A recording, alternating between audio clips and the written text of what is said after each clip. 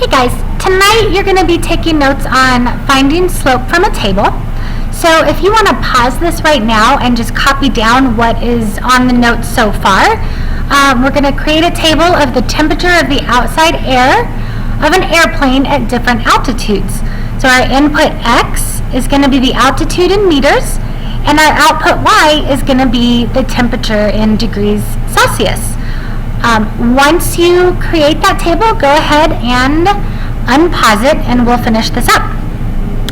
Some review remembering that I would like for you to write down would be, and I know you learned this last year, that slope was the change in Y over the change in X. Okay? And this was the symbol, a little triangle for change. So the change in Y over the change in X. And what that really means is the rise over the run, right? If you were looking at a little graph and you had a line and you drew your slope triangle,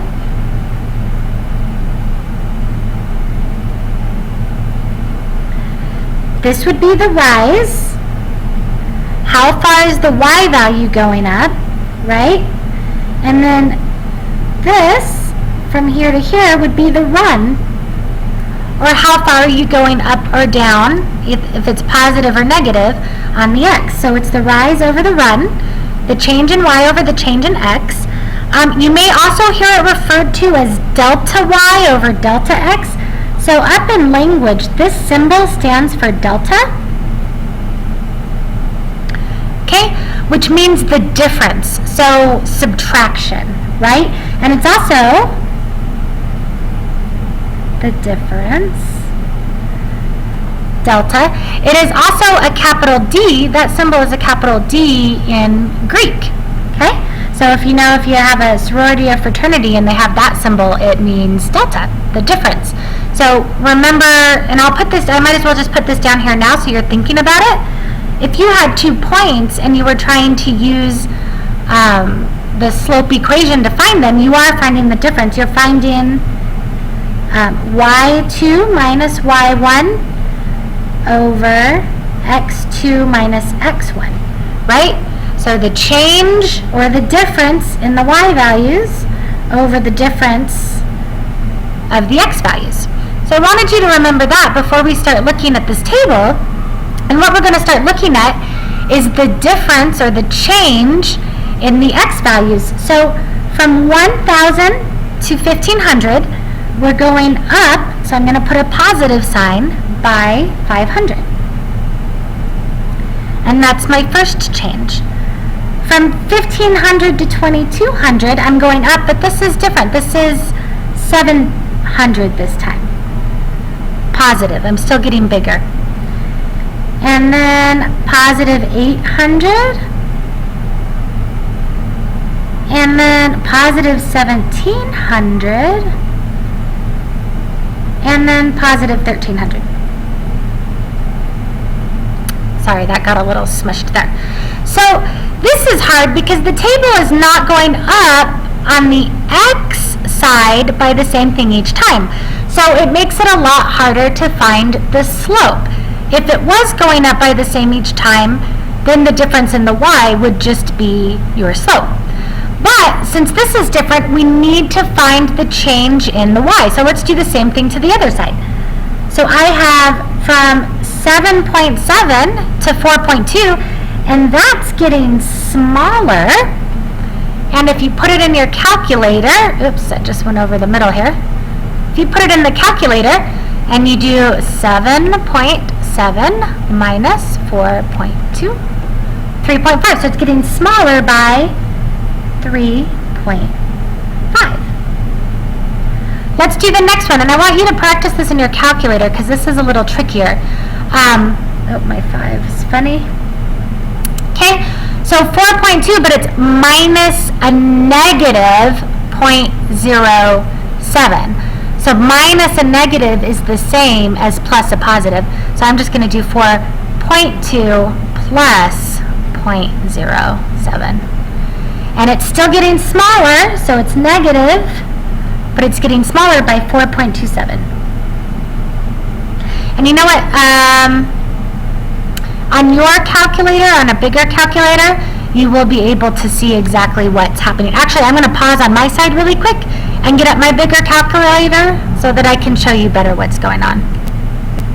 Okay, this is better because now we want to see the change between negative 0.07 and then we want to subtract or find the difference of negative 6.3. So in my calculator, let me clear that out.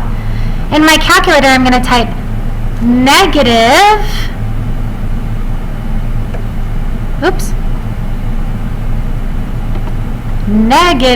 actually I'm going to have to make this smaller so you can see the negative 0.07 minus negative, so you can always put it in the calculator, 6.3,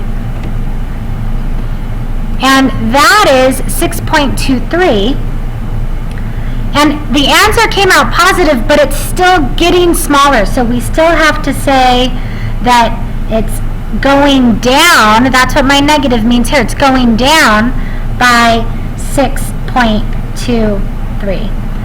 And then let's do the next one. Negative 6.3 minus negative 18.2. And it comes out as a positive number, but it's still going down. So it's going to be, we're going down 11.9.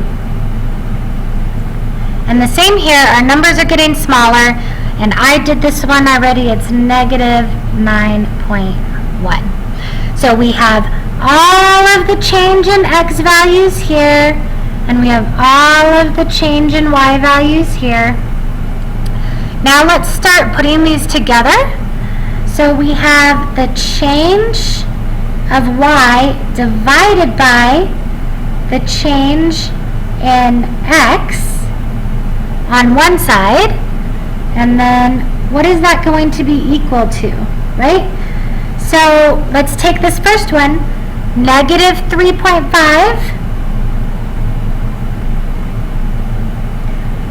divided by, so that's this one here, look at the table, divided by the corresponding x value there, divided by 500.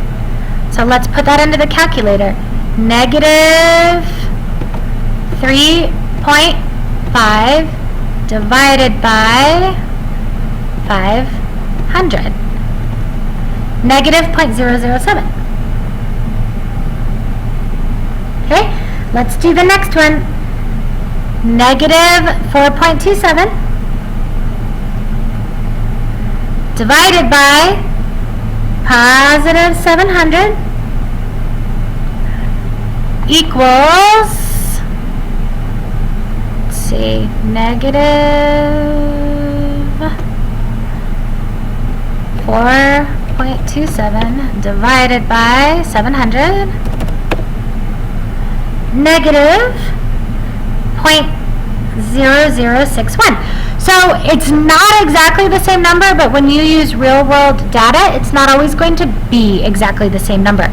So I already did the rest. I don't want to waste a lot of time. Oops, I didn't. I have one more I need to do in here. Negative 6.23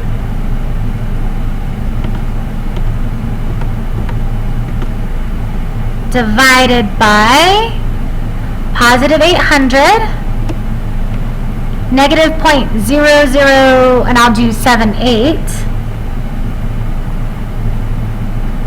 and that was negative 6.23 divided by 800, then negative 11.9 divided by 1700.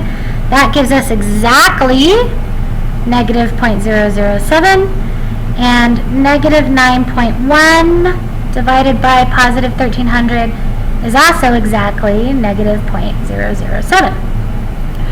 So if I were going to do a best estimate of what the slope would be, since I have so many negative 0.007s, I'm going to say that that is my slope for this table. So M for this table is negative 0.007. And that makes sense because as you are getting higher in altitude, right? As you're getting higher in altitude, your temperature is going down. So that makes it a negative relationship. So if you're on a plane, the weather or the temperature outside of the plane is very, very cold. Keep going. There's one problem after this, and then there will be a Schoology quiz.